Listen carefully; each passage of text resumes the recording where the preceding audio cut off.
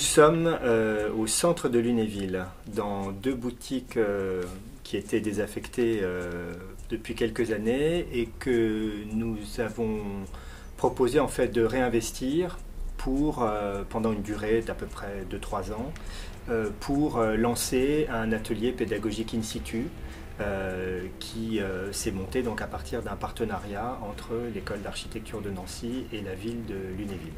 Produire une pédagogie hors les murs, c'est d'une certaine manière s'installer au cœur d'un centre-ville avec des problématiques liées au logement, aux occupations des espaces publics ou à la valorisation même d'un patrimoine en relation avec des élus, avec des décideurs et en même temps avec une pédagogie autour de sites et de situations très très précises. Mais c'est aussi l'occasion ici, avec ce que vous voyez là sur ces tables-là, de produire par la maquette ou par des outils de la représentation que nous apprécions particulièrement dans notre domaine qui s'appelle AIE, Architecture, Ingénierie, Environnement.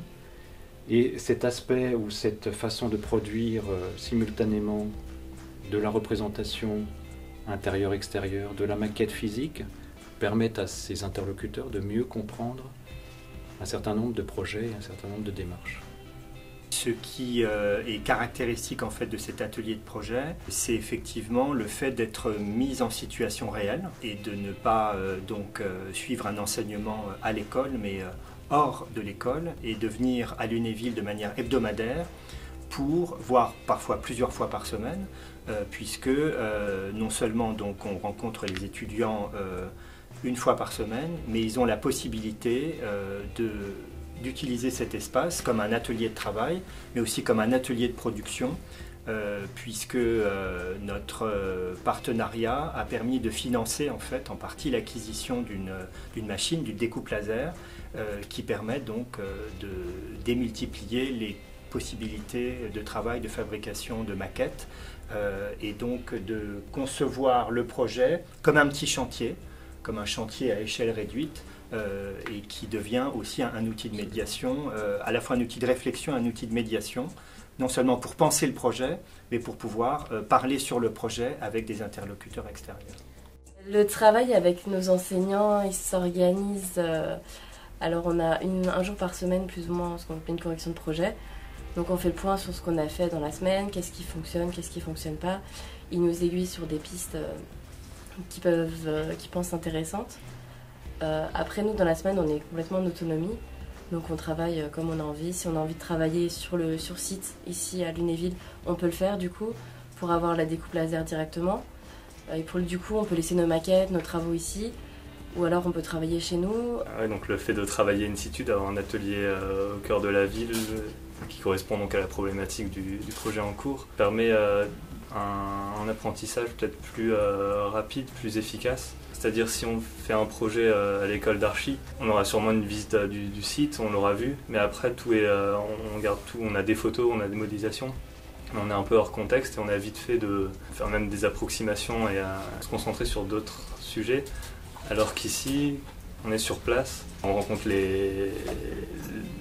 certains des acteurs principaux du projet, en fait, donc les habitants ou les élus. Et c'est vrai qu'on a directement on peut avoir des retours assez rapides déjà sur ce qu'on fait. En fait, ça correspond beaucoup plus au futur du métier. Enfin, on n'est qu'en formation, donc on a cette habitude d'avoir pour seul interlocuteur nos professeurs. Et là, quand on a des élus en face qui nous parlent peut-être déjà de chiffres, de coûts, des habitants qui nous parlent, qui connaissent pas les matériaux qu'on utilise, ça montre une autre facette du métier d'architecte, je pense. Nous pensons en fait que sur ces problématiques-là de cœur de ville, il y a un énorme potentiel. Et que, d'une certaine manière, ces futurs architectes, que sont les étudiants des écoles, pourraient prendre ces sujets comme des sujets de réflexion et d'études de faisabilité. Parce que, après tout, c'est une architecture certes existante, avec un patrimoine plutôt remarquable, qu'on pourrait tout à fait exploiter et qu'il pourrait tout à fait exploiter dans une carrière professionnelle. Et s'installer dans ces villes moyennes pour redynamiser au travers de projets concrets pourrait être la suite leur parcours, entre un parcours d'étudiant et puis un parcours, une première étape d'un parcours professionnel.